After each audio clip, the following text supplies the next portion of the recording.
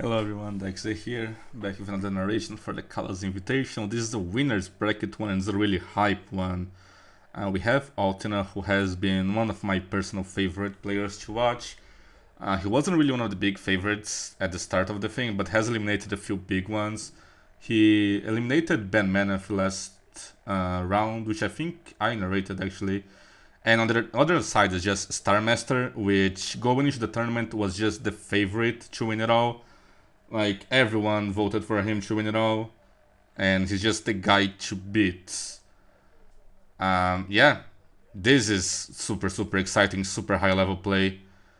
Let's just go right into it. So we see Tyranitar on Zapdos, the two most common leads facing each other. Starmaster stays in and gets Fire Blasted. What the fuck? Like, unless you have a Dekzeh in the back, why do you just want to let your Zapdos die? The best Pokemon in the tier, don't let it die like that. But what do I have to say? Starmaster is like the best player in the tier, so I know nothing. We see Claydol there on the Thunderbolt. And again, like maybe Starmaster just did his scouting job and he knows Altina doesn't run Rock Slide Tyranitar. It doesn't Rock Slide Claydol though, so that's something. And that Zapdos just staying in until he dies, so maybe just a like HO style team from Star here, I guess. That would make sense with the way the Zapdos has been played. Definitely expecting a Dekzeh in the back, otherwise you don't stay in on the turn 1 against Tyranitar. We see a body slamming Jirachi with HP fighting. So yeah, definitely some sort of HO here by Starmaster. We see Zone Jirachi, probably has Fire Punch, I would guess. I don't think Starmaster is like ever switching out in this game, from what I have seen from this team and his way of playing it. Tries to get the parry on Jirachi there. Yeah, I don't think he's switching out of this matchup. He just wants the Jirachi paralyzed. Oh, he has Wish. Okay. Another Body Slam I'm expecting. And still doesn't get the para. That's like 3 Body Slams, no para. That's so unlucky. But he's also not getting burned, so there is that. And yeah, and you can see he's like more concerned about getting the Body Slam paralyzed than keeping his Jirachi healthy, which really does tell me like how important it is to paralyze the Jirachi and how momentum based and like offensive his team is. Finally gets it. Okay, so is the final move here Fire Punch? I mean, I imagine it kind of has to be, right? We see Double Wish here. And a Doug Trio. Wow, getting Doug Trio in was like probably a Fire Punch is so risky. But it does pay off here because he doesn't get the burn, because he gets paralyzed twice in a row. Yeah, so that's that's the luck he was missing by never Body Slam paralyzing. And we see a Cloyster. Cloyster doesn't tend to be good against the type of team that Starmaster is running here, but it will get a couple of spikes and gets thundered. Note here that Cloyster is faster than Jirachi, so it gets an explosion off. Yep. So like max speed, Cloyster, and like very or close to probably zero investment Jirachi actually. It dies to Gyarados Earthquake there, and we see a Gengar come out. Tyranitar is sacrificed on the Will-O-Wisp. I feel like if you had Thunderbolt there, just Thunderbolted because the Tyranitar sec was obvious, and it lives, and it kills with Crunch. So I guess the Gengar didn't have Thunderbolt or Giga Drain. We see Kingdra, so that's like should be the sweeper, but running Kingdra into a Gyarados kind of feels bad. Gyarados should 1v1 this Kingdra like very safely, unless it's HP Electric or freezes. And it's not HP Electric and it doesn't get the freeze. Going for the +2 there, so maybe it's Adamant Gyarados, trying to play on the Narrated there, because Jolly would just have attacked. And you're just like risking one extra freeze. As we see a Suicune last for Star Master. Yeah, very offensive team. I think we have seen those exact 6 before. And it's Roar, Suicune, and an Aerodactyl. So, actually, maybe Kingdra can clean it up here if it lives, but I don't think that it does. After Spikes, yeah, he dies. Without Spikes, it could have been fine, but with Spikes, it just dies. So, Altina kinda I'm not gonna say like an easy win there. It was a close game overall. And Star Master like actually got a few lucky breaks, like the Doug Trio thing on Jirachi, and then like never getting his Jirachi burnt. Although he also like took a long time to get a paralyzes, which is the only thing that he wanted. I don't know. Altina is leading 1-0 by the way, which is very impressive. Like I said, Star Master was the favorite to win it all going into the tournament. Interesting team from both actually. Like Altina also has a very, very cool team. You don't see Cloyster much. You have seen like a little bit of Gyarados. You very rarely see both together. And then like a Clado and Jirachi. It's like no proper bulky water. I like the Gyarados pick on this very Suicune heavy meta that we are seeing. And I don't like the Cloyster that much, but that's neither here nor there. He won the game. Let's go to game 2. Altina is still on the bottom, Star on the top. We see a Zapdos and a Tyranitar once again. The two most common leads facing each other. Star Master baton passes out this time. And we see another non-Rock Slide Tyranitar here. So, yeah. It does have Earthquake though. Earthquake and Crunch not commonly seen together, but I mean it happens sometimes. And we see an Earthquake also from Star Master. So, like I said on the first game, when Zapdos stays on Tyranitar, it usually means it's a very offensive style team. And this is way different. Like you baton pass out, you play slowly, you have a Skarmory in the back. It's about to get Magneton here, but it just shows like how different teams play out despite the same lead, which is very interesting. Like, yeah, okay, Skarmory dies there, he got the double protected, but it wasn't enough. Like, this game had the same lead matchup as game 1, but it was completely different. Just by the sets and the team builds being different. So, Star Master only got one layer down before Skarmory dying, gets the crit on the Swampert, which is kinda huge. Swampert gets a double protect out, so it should be out of range here. Maybe it's a roll, but it should be out of range. Yeah, maybe it was a roll.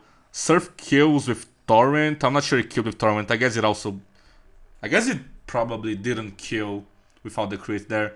So lots of hacks going on. But it's going both ways, right? So at least there is that. We see the Zapdos does have hidden power. Sometimes they skip on that. So it's probably like Thunderbolt, Roar, hidden power, baton pass. That's what I imagine it should be. Interesting. So this is either a slip... No, wait. Yeah, this is either a speed tie. Yeah, it is a speed tie. Or the Zapdos use Roar. No, it's a speed tie because of the sand turn. So it was... Yeah, it was a speed tie. Now it's not a speed tie anymore. Because the Venusaur is paralyzed. The Zapdos last move was Thunder Wave, so it wasn't Roar. It was just a speed tie. Not a common speed tie, by the way. Venusaur and Zapdos. I guess they were just creeping the same things. So we see a Leech Seed on the Gengar that was previously unrevealed. And a hidden power Ice. Right? What other hidden power would that be? I mean, maybe Grass, but Grass would have done more than 6%. So I'm gonna go with Ice there. Did we see that before? Yeah, that was super effective on Zapdos and did nothing to Jirachi. That's HP Ice. We see Fire Punch on the Tyranitar, Earthquake on the unrevealed Swampert in the back. What would be Altina's team here? Like Skarmory shows up here. Let me just pause for a second here. So the Venusaur is low, the Tyranitar is low. One thing to note here is Altina doesn't have any Thunderbolt switch-ins, but the Zapdos is sleeping. Skarmory is like the best thing you can try to wake your Zapdos on here. Gengar is threatening. The Tyranitar is crunchy, but it's low. It also depends on the Gengar set. The Jirachi has only shown Fire Punch, but that is also threatening. Although it probably can't touch the Tyranitar. And the Swampert is here mainly for the Tyranitar. The Venusaur, if it can heal back up, it would be annoying, but it's like half HP and paralyzed. You can get spikes here and pressure the Jirachi, but is that like even worth it? You guys also pressure the Swampert. The question here would be what is Altina's last? And I have to imagine it's like an Aerodactyl. It's the only thing that makes sense, but in this tournament, there's always a possibility that the last mon is a Jirachi, right? So it's also possible it's a Jirachi. But like, Aerodactyl is good in this endgame as well. It's like a way to revenge kill Zapdos too. So getting the spikes down to punish Swampert is good. I have a feeling Altina will have to switch Hard Magneton on this Swampert and try to force it out. It has Toxic Skarmory, which does help. But I also think this is Refresh, right? Nope, just goes for the second layer. I was gonna say, that was a good turn to get Magneton in. Even if you don't have HP Grass, you can bluff it. We see a Thunderbolt from Gengar. So that's the only thing they has shown. The Tyranitar is so low here. If it has HP Grass, it just kills. Giga Drain might be a roll. Just switches out, we see no Pursuit. Crunch plus Pursuit plus Earthquake is really not a thing. Swampert takes a lot, so the Tyranitar is very threatening here. Yeah, like next time Tyranitar gets in, it most likely just gets a kill, but it's also so low and there are spikes down. We see Venusaur on the Swampert. The fact that Swampert switches out kind of shows it's a Monopert, which is weird because it would have used Refresh by now, probably. So Tyranitar on the Jirachi. Tyranitar is getting super low. Do you Earthquake here? You do Earthquake here, you do no damage though. I guess you gotta crit the Jirachi. Oh, you get burned even. Okay, I think that kinda puts Star Master into a great position here.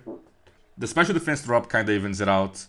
But the thing is, the Jirachi is gonna end up at close to full health, or at full health, since it has Protect.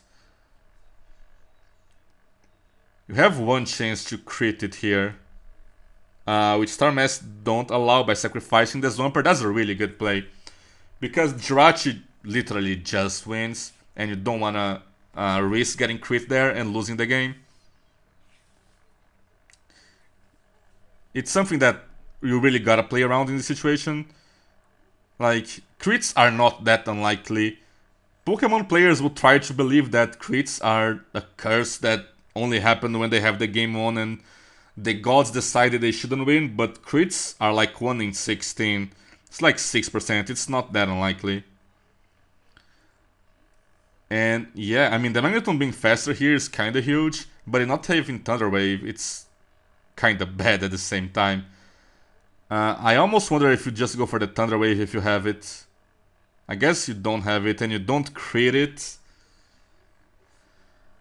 Oh man, yeah, the Aerodactyl is not gonna cut it here because the Jirachi can protect. You got a double here, but like into what? Because Gengar beats everything. Not looking great. The saying is like when there's a Dactyl, there's a way, but I don't think there's a way here. So you sacrifice that, you go Dactyl, you force the Gengar out, but like, so what? Going hard Jirachi there seems unnecessary to me. You could have just sacrificed the Zapdos, right? Like, let's go back here, let's go back, because you sacrifice, Altina sacrifices the Venusaur. You go Aerodactyl here. Like, even if you know 100% Altina is clicking Rock Slide and not Earthquake, why would you go Jirachi here? If you sacrifice Zapdos and then you go Jirachi, you have the game won. Right? Like, Jirachi takes spikes, but it gets to Wish off and Protect, and then it gets to Fire Punch it off. And then you always have Gengar plus Jirachi.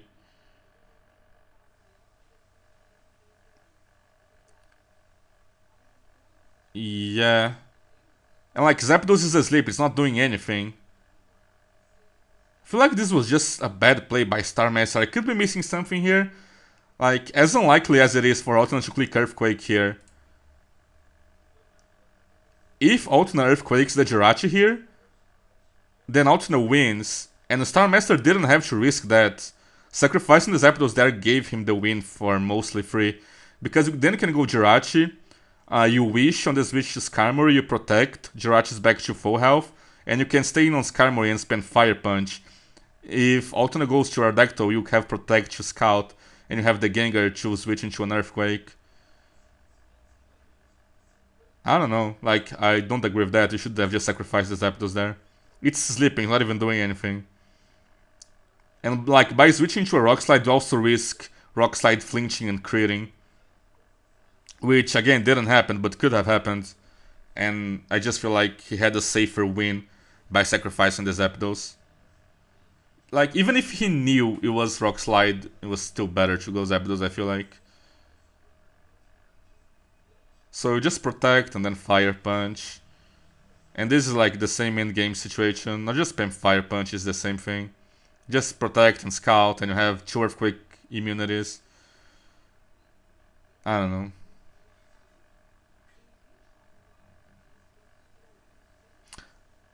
I guess like maybe if you do it my way, you get a 50-50 later on.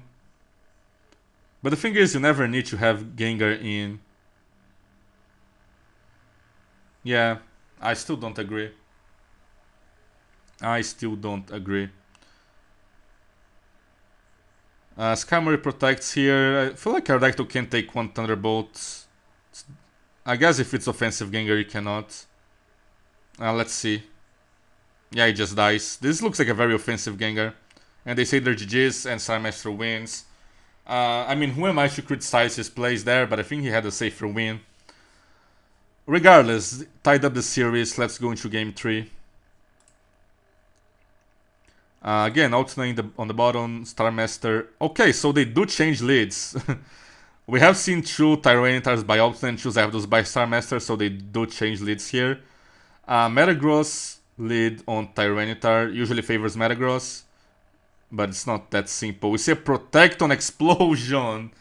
Amazing, amazing turn 1 for Starmaster. That's the reason you run Protect Tyranitar lead. That's like the one reason you run it. I mean, not the only one, but it's the main one, right? It feels so good when you get it right. Suicune Calm Mind on the Zapdos. It shouldn't kill here. It's Surf, not even Ice Beam. It does no damage. So that's defensive Suicune. Just gonna force you in the issue because after the crit it kills the Zapdos. And if there's no Dug Trio, you can try to rest the Suicune later on. So yeah, just switch out here. Into Snorlax, gets Thunderbolt crit. Unlucky. But the Earthquake here looks free, except there's a Skarmory. Okay, this should be Curse Boom, right? If you're leading Choice Band, boom. You have a Snorlax, have a Suicune. I guess didn't really respect that. But I mean, getting Suicune back to full health is good here. The thing is, with the way this team is set up for Altina, it's very unlikely that they have a spinner. So those spikes are there to stay, and relying on Suicune with spikes down is not something you should do. Wishman's does help. Wishman's does help. The Swampert is probably offensive, right? By Starmaster. I feel like this is an offensive Swampert team. Could be wrong. And we see a Celebi. So we have all 6 revealed by Starmaster. Should have a really good idea by Altina's team here. There's definitely Tyranitar in the back, I imagine. I'm not sure what's the last one. But I would like 100% be expecting a Tyranitar. We see Calm Mind Celebi. It's probably a baton passing one, right? Well, is it? Yeah, the way it's setting up, like, even on Mens, it's definitely a baton pass one. There should be an explosion by Snorlax to like self-destruct, and Jirachi easily tanks those. As we see the Tyranitar come in. Even HP Grass, I mean HP Grass should kill actually, but they don't run it that much nowadays. It's usually all Ice Electric coverage. We do see the HP Grass from Tyranitar onto the Swampert. Oh my god, that's the... Wow, really big turn there. So, let's rewind here. We see Earthquake on the switch to Swampert, right? And then we see HP Grass and Earthquake. And here Altina tries to make the read that Starmaster is switching in Skarmory, probably. Well, I mean, the thing is Skarmory is really low. Like, why would you ever switch in Skarmory here? You gotta, like, kinda know. This is either... It's most likely Dragon Dance, but if not Dragon Dance, it's gonna have a fire move. And you are not switching in Jirachi to save the Pert, because everything is so low. So yeah, I was like, initially thinking it was a great play. By both, like by Altina by calling the switch in Dragon Dancing, and then by Starmaster for calling that and staying in. But I think Altina shouldn't have Dragon Dance there, and I think Starmaster here will always stay in with Swampert, because you don't have the switch in the back. If the Skarmory was healthier, I could have seen it, but in this case, not really. So Altina just loses the Tyranitar.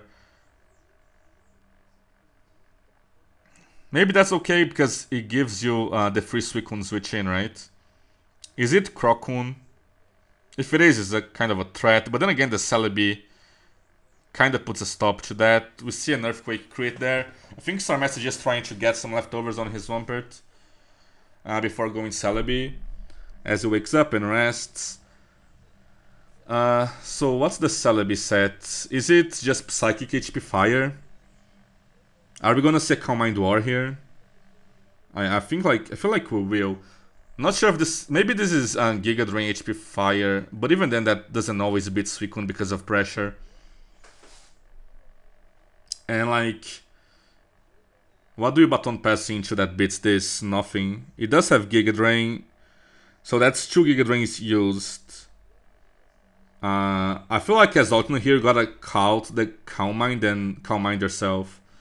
Switching out here, I don't like it. Yeah, I feel like you needed to just Calm Mind there. You needed to pray that your Suicune was able to pressure stall the Giga Drains and call out the right turns to Calm Mind and rest. Right now you're just hoping for a crit in like one turn, which is not very likely to happen. Oh, the Salamence is faster, so there's another turn to crit. It doesn't crit. And that Jirachi is looking like it sweeps. We see another Jirachi. But Starmaster just has the advantage here. We see a Calm Mind, so it leaves. It takes nothing. It's faster, it takes nothing, doesn't get paralyzed. Oh, it's a speed tie. You love to see those. Okay, so... Maybe if you freeze, can always go for the freeze. That's the thing with Jirachi. And no freeze. I mean, win the speed tie and freeze? Speed tie is won? No freeze. So Starmaster is gonna win this one. Wow, what a roller coaster of a game. From the advantage Starmaster got on turn 1 by protecting on the Choice Band Explosion, you wouldn't expect the game to end up being this close. But it kinda was. But yeah, amazing set. Altina is going to the losers bracket and Starmaster is still on the winners bracket. There's a reason this guy is the favorite to win the entire thing. Yeah. I still like question his play on game 2 here, but it still won him the game. So what am I to say? But amazing series, very well played by Altina, really good player, one of my favorites in this tournament like I said. So this is gonna be it for me today. Don't forget to like and subscribe to CALLOUS channel, and goodbye.